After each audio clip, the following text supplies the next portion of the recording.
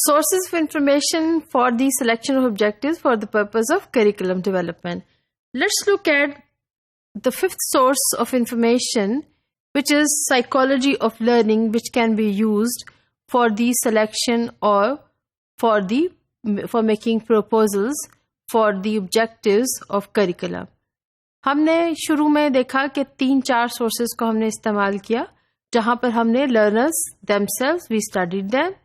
We studied the contemporary life of people, we looked into the issues and aspirations of the people,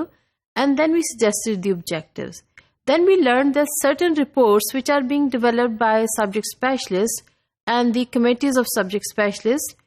and we learned that we can also select certain objectives from that source.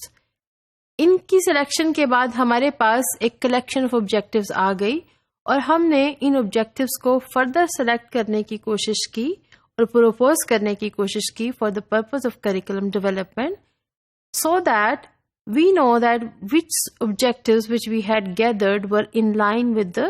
Philosophy of education of any school اور any country. اور اب ہم یہ دیکھتے ہیں کہ ہم further کس طرح سے آبجیکٹیوز کو سلیکٹ کر سکتے ہیں یا اپنے کلیکٹڈ آبجیکٹیوز کو فردر سفٹ اینڈ سلیکٹ کر سکتے ہیں، یہ دیکھتے ہوئے کہ learning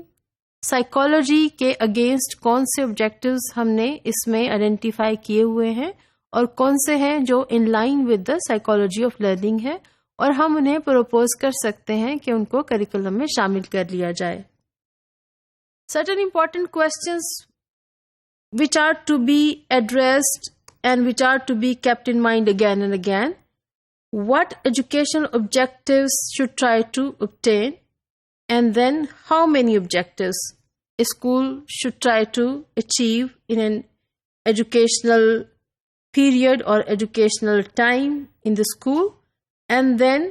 how many objectives should a school try to achieve. ہمیں کون کون سے ایجوکیشنل آبجیکٹیوز کو obtain کرنے کی کوشش کرنی چاہیے، کتنے ہونے چاہیے، اور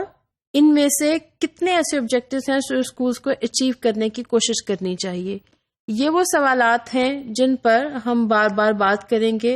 اور ہم بار بار ان کو ایڈریس کرنے کی کوشش کریں گے. چونکہ ہم نے ایک کلیکشن آف آبجیکٹیو کی 3 ڈفرینٹ سورسز سے، لہٰذا ہم نے انہیں ہیٹروجینیس آبجیکٹیوز کہہ دیا. جب یہ ہمارے پاس کلیکشن آ گئی تو اب ہم نے انہی آبجیکٹیوز کو فردر دیکھنا ہے کہ کون سے آبجیکٹیوز ہمارے کریکولم میں شامل ہونے کے قابل ہیں اور کون سے ایسے آبجیکٹیوز ہیں جو ہمیں ڈسکارڈ کرنے پڑیں گے یا جو ہمیں کریکولم میں شامل نہیں کرنے چاہیے. یہ بھی یاد رہے کہ ہماری سورسز آف انفارمیشن کیا ہے جو ہمیں ذہن میں رکھنی ہے کہ ہمارے پاس اسٹڈیز آف لرنر ہے،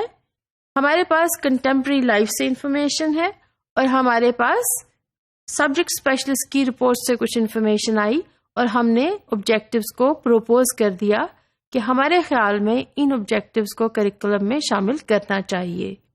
اس کے بعد ہم نے کیا کیا؟ ہم نے ایک اسکرین فلاسفی آف ایجوکیشن کو استعمال کیا اور فردر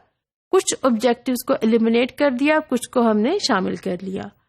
اگر ہم سائیکالوجی آف لرننگ کو سیکنڈ اسکرین کے طور پر استعمال کریں، we say that psychology of learning is one of the screen which can be used for the further sifting and selecting of objectives. So we will have to understand that educational objectives which we are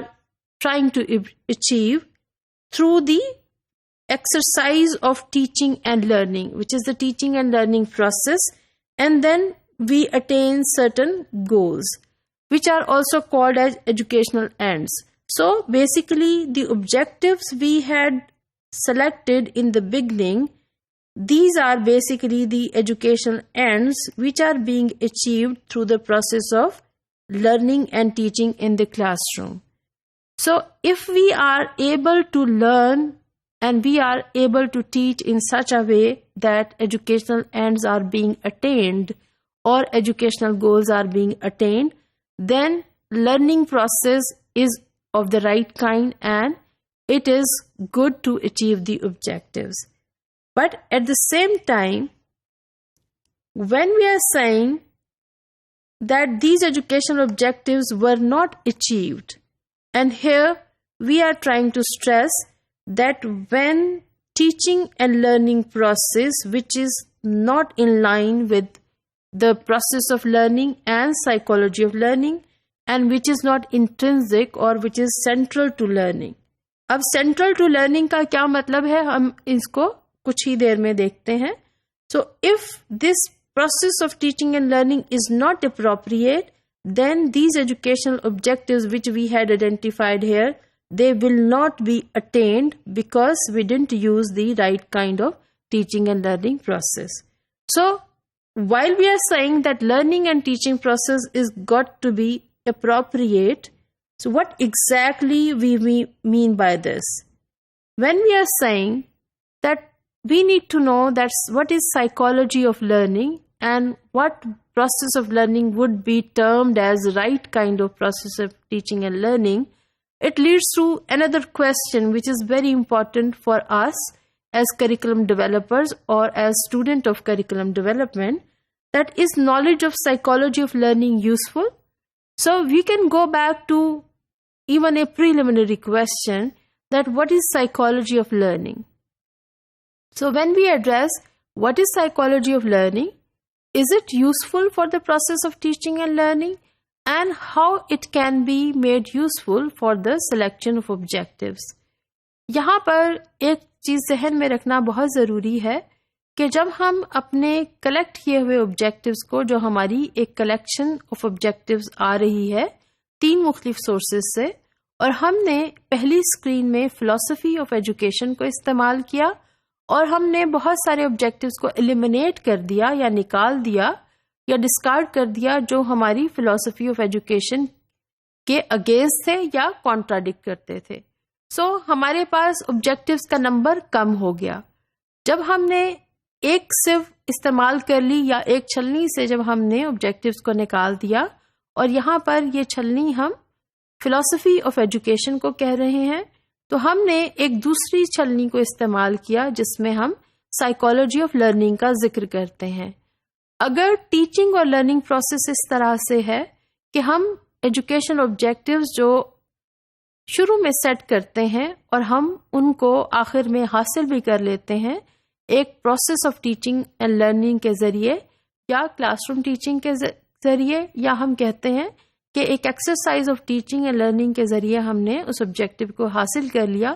تو وہی ہمارا educational and بھی ہے جو ہم eighteen کرنا چاہ رہے تھے. اگر ہمارا ٹیچنگ اور لرننگ پروسیس ٹھیک نہیں ہے، جب ہم نہ ٹھیک ہونے کا ذکر کرتے ہیں تو اس کا مقصد یہ ہے کہ آیا ٹیچنگ اینڈ لرننگ کا پروسیس ایج اپروپریٹ نہیں ہے، یعنی بچے اس خاص ایج گروپ میں نہیں ہیں جہاں پر ایک خاص کانسیپٹ کو پڑھانا چاہیے، یا وہ گریڈ اپروپریٹ نہیں ہے، یا کنٹینٹ یا سبجیکٹ میٹر جو ہم پڑھانا چاہتے ہیں وہ اس درجے کے لیے مناسب نہیں ہے یا نامناسب ہے. لہذا کچھ بھی وجہ سے ہم اس آبجیکٹیو کو اچیو نہیں کر سکتے اور ہمارا ایجوکیشنل گول بالکل ضائع ہو جاتا ہے یا ختم ہو جاتا ہے، اس کی اہمیت نہیں رہتی. جب ٹیچنگ اور لرننگ کا پروسیس اتنا اہم ہے یا سائیکالوجی آف لرننگ کی اتنی زیادہ اہمیت ہے، تو پھر ہمیں بینگ کریکولم ڈیولپرز یہ سمجھنا نہایت ہی ضروری ہے کہ لرننگ سائیکالوجی ہے کیا اور اس کی یوزفلنس کیا ہے، اور ہم اس کو جب ایجوکیشن آبجیکٹیو کی سلیکشن کے لیے استعمال کرتے ہیں یا ایک صرف کے طور پر یوز کرتے ہیں یا اسکرین کے طور پر یوز کرتے ہیں، تو ہمیں کس کس چیز کے بارے میں جاننا ضروری ہے.